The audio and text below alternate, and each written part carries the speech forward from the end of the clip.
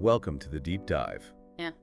This is where we take the sources you've submitted and really go beyond the headlines, try to get a proper understanding of a topic. And you've certainly sent in a fascinating mix this time. We've got articles, personal reflections, history, all centered on North Korea. Yeah, it's a place that generates so much speculation, doesn't it? Yeah. But often feels, well, pretty opaque. Exactly. And I think our goal here, using your sources, is to build a more maybe textured picture, something more nuanced than the usual narratives about life and society there. Right. We've got quite a range glimpses of daily life through photos, deep dives into the history, the ideology. Yeah. So, okay, where's the best place to start to really get under the skin of it all? Well, I think you almost always have to start with the history to understand the present. Korea under Japanese rule up to 45 is really crucial. Okay. Japan deliberately industrialized the northern part. They focused heavy industry there, mining, power generation, steel manufacturing. So by the end of World War II, something like 65% of Korea's heavy industry was concentrated in the north. That really set the foundation for the DPRK's initial economic structure.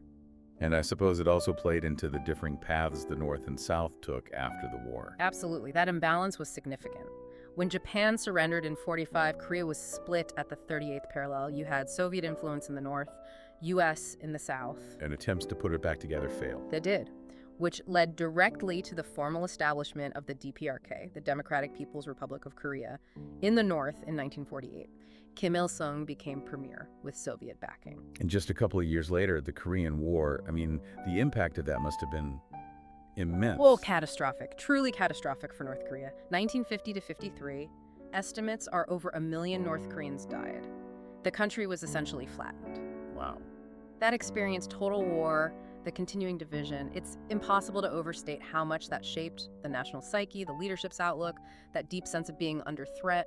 So building on that really traumatic foundation, we then see the rise of the Kim dynasty, which is, well, inseparable from any discussion of North Korea. Completely inseparable. It's the absolute central pillar. And you have to understand the concept of Suryeong. The supreme leader. Yes, but it means so much more than just leader. It carries this almost paternalistic, quasi-religious weight. The leader as the guy, the protector, the brain of the nation, really. Right, and you see that so clearly in the personality cults around Kim Il-sung and then Kim Jong-il.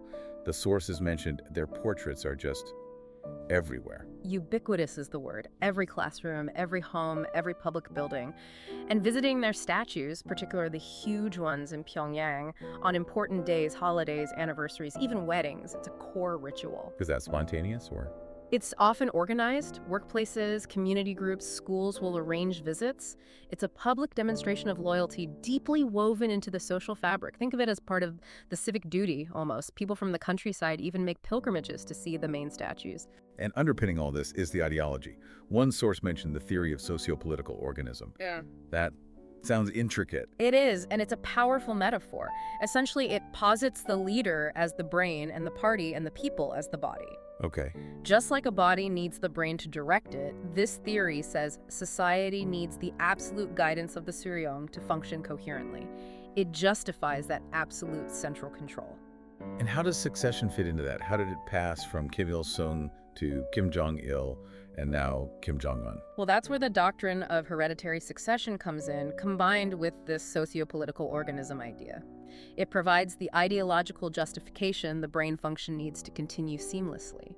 And I remember reading about the emphasis on the bloodline of Paektu. That ties in here too, right? Exactly. Mount Paektu is the sacred mountain in Korean mythology, the mythical birthplace of the Korean people. State propaganda very deliberately links the Kim family to Paektu. They even claim Kim Jong-il was born there during the anti-Japanese struggle, though external sources disagree. It intertwines the family's legitimacy with the nation's origin story itself. It's very potent symbolism. And then there's Juche. That's the term everyone here is associated with North Korea. Juche, yes.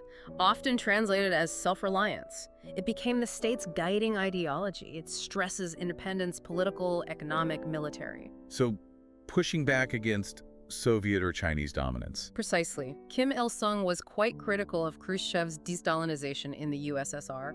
He really wanted North Korea to forge its own path, not be a satellite state for anyone.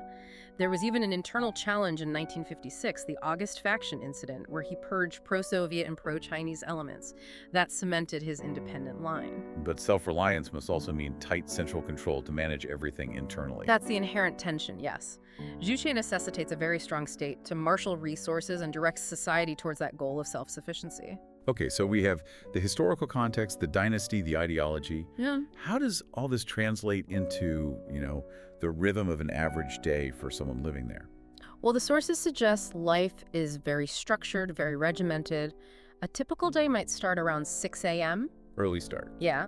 Breakfast is often quite simple, maybe mixed grains, corn rice. Commuting in a city like Pyongyang would be by public transport. The metro is quite famous, trolley buses too. And outside the cities? Much more walking, and bicycles are absolutely essential, especially in rural areas. They're a key mode of transport. And the workday itself, you mentioned structure. Typically 8 a.m. to 12 p.m., then a lunch break, and back from 2 p.m. to 6 p.m.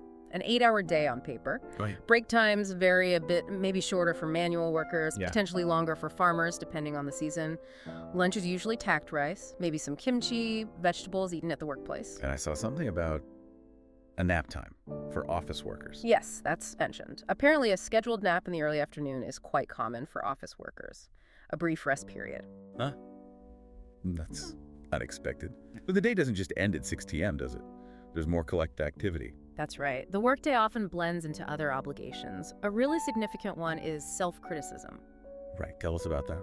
Individuals are expected to regularly reflect on their own shortcomings, but also, and this is key, point out the faults of their colleagues or neighbors. Point out others' faults. Publicly. Yes, usually within their work unit or local group. And it's all framed by the leader's latest instructions or words. They assess themselves and others against those benchmarks. Wow. And then, usually once a week, there's a longer, more formal session called the life self-criticism. Is there space for genuine critique in that, or is it more about performing conformity? The sources suggest it's largely about reinforcing ideological conformity and group discipline. Genuine dissent would be extremely risky. It sounds quite draining. It certainly sounds intense and probably doesn't leave much room for personal time during the week. That's a key point. Between the regular workday, these mandatory sessions, and sometimes extra volunteer labor or study sessions assigned by organizations. Yeah, personal free time on weekdays is described as pretty limited for most people. Let's talk education. Sources mention high literacy rates. Yes, North Korea emphasizes education and claims very high literacy. There's a compulsory 11-year system. Places like the Kim Ki-song Middle School and Horyung are highlighted as model institutions. And the leaders' portraits are prominent there too, presumably. Absolutely, in every classroom, just like everywhere else. Interestingly, while there are state kindergartens and nurseries, some sources mention a trend towards families keeping younger children at home longer before sending them. And what happens after those 11 years? Is university the common path? Not typically, no. Only a small fraction, maybe around 13%, according to one source, go directly to university. So what do the rest do? For most young men, it's military service. And its long can be up to 10 years. 10 years? Yeah. For young women, they're usually assigned jobs by the state after finishing school. Assigned jobs. So not much personal choice in career paths. Generally, no. The state determines where labor is needed, and people are assigned accordingly. Personal preference isn't really the primary factor. That pervasive state control seems to extend right into culture and how national identity is shaped. Definitely. National symbols are used very deliberately to foster unity and project a certain image. You see things like the official name, DPRK, and the flag constantly re-emphasized to push this state-first principle. And art, literature, they have a clear job to do as well. Very clear. The dominant themes are always revolutionary struggle, the brilliance of the leadership, socialist construction. Visual arts follow socialist realism. Artists have to join the official artists union. And the most important works are? Number 1, works. That's the designation for portraits and statues of the Kims. They're considered the pinnacle of artistic achievement. Publishing is entirely state-controlled too. It's a propaganda tool. Is any foreign literature allowed in? It's very limited and carefully selected. Some sources mention things like classic fairy tales, maybe some Shakespeare, Brecht. Even, surprisingly, Harry Potter was mentioned in one account, though heavily vetted translations, presumably. You also noted that science fiction has a slightly different role. Yeah, it's interesting. As a secondary genre, it seems to have a bit more leeway, maybe because of its futuristic or fantastical settings. You might see themes like cyber warfare, technological development, but always ultimately reinforcing Juche principles and state power. And music. What does North Korea sound like? The official emphasis is on optimistic music, often folk-based, and revolutionary anthems. The five great revolutionary operas are key traditional Korean opera forms adapted with ideological content. Like Sea of Blood. Exactly, that's the most famous and performed one. There was a bit of a pop music emergence in the 80s, and more recently, groups like the Morambong Band became very popular, though still state-managed. But I heard K-pop from the South is finding its way in. Yes, despite strict controls, there's reportedly an underground spread of South Korean K-pop, usually via smuggled USB drives. It shows the limits of state control over information flow. And then you have these huge spectacles, like the Arirang Mass Games. Oh, absolutely. Those mass games, the Pyongyang Marathon, they're enormous displays of synchronicity, national unity, discipline, very powerful visual statements. And of course, the landmarks in Pyongyang, Kim Il-sung Square, the Juche Tower, the huge Rungrado Stadium, they all serve as focal points for national pride. Let's switch gears a bit to the economy. You mentioned Juche and self-reliance. How does that work in practice day to day? It's a centrally planned system. The state basically controls all production, distribution, consumption. So the government owns everything. Pretty much. And crucially, things like housing, healthcare, education, they're officially provided free by the state. Taxes were even formally abolished back in 1974. No taxes, free housing. That sounds appealing on the surface, but what does it mean for, say, cost of living or access to goods? Well, the official cost of living for basic necessities provided by the state can seem very low compared to, say, the US, especially housing. The currency is the North Korean one. But access to consumer goods beyond the basics is heavily dependent on the state distribution system, which hasn't always been reliable. And private enterprise. Cars, for instance. Private car ownership is extremely rare, mostly limited to high-ranking officials, maybe some military personnel. For everyone else, it's public transport buses, trams, the metro in Pyongyang, or bicycles. Those female traffic police in Pyongyang have become quite an iconic image, haven't they? They have. Now, you mentioned the distribution system hasn't always been reliable. That brings us to the arduous march, the famine in the 90s. That must have shaken the system. Profoundly. The Arduous March was a period of absolute crisis. The state's public distribution system essentially collapsed in many areas. So what happened? How did people survive? This is where we saw the spontaneous growth of private markets in Changmadang. People, especially women, started trading goods, food, anything they could just to get by. So a kind of grassroots capitalism emerging from the failure of the state system. In a way, yes, these markets became vital. The government has tried to control them, sometimes cracking down, sometimes tolerating them, sometimes trying to formalize them. Foreign currency often circulates in these markets too. It's a complex, evolving situation, showing incredible resilience, but also the system's vulnerabilities. And in terms of connecting with the outside world, what about the internet? Extremely restricted. Access to the global internet is basically only for a tiny, elite top government, maybe some researchers. So what do most people use, if anything? There's a national intranet called Kwangyong. It's walled off from the rest of the world, run by the state, offering access only to approved domestic websites, state media, maybe some educational resources. It's all very tightly controlled. The operating system on many computers is even their own version of Linux, called Red Star OS. I remember that story when their few public websites were accidentally revealed. Yes, a configuration error briefly showed just how few websites North Korea actually had accessible from the outside world. It was illuminating. Shifting focus outwards now, how does North Korea view major world events, like the collapse of the Soviet Union? That must have been worrying for them. Oh, definitely. One of your sources discussed the official reaction in the Rodong Sinmun, the state paper. They reported it, but blamed it on Gorbachev's misguided leadership and betrayal of socialism. So a lesson in what not to do. Exactly.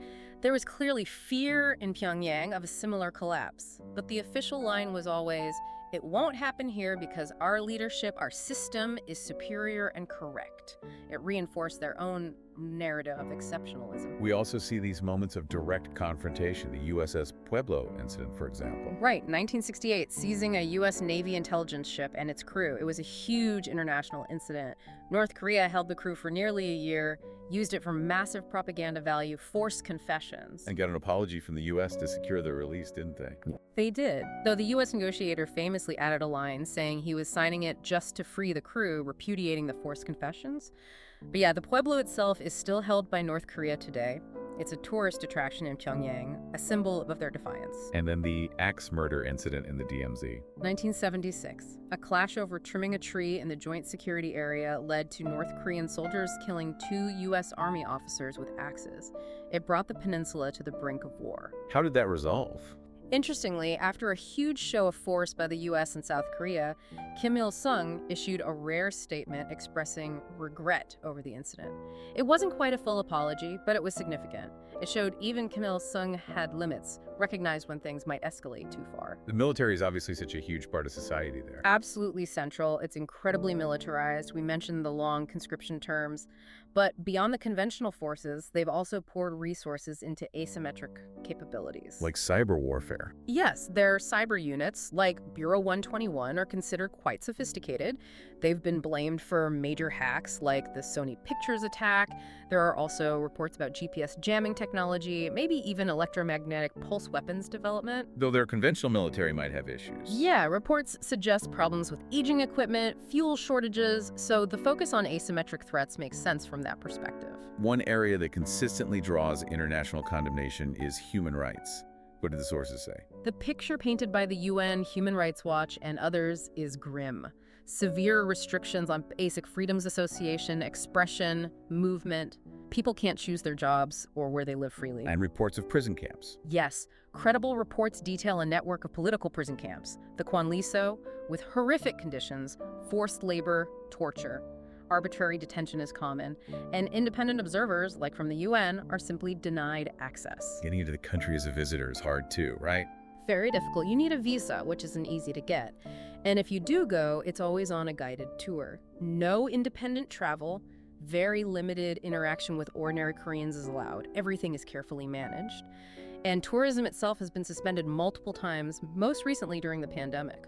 Finally, there seems to be a conscious effort by North Korea to brand itself, manage its image internationally. I think that's fair to say. Pyongyang in particular is showcased. They host international film festivals, the Marathon.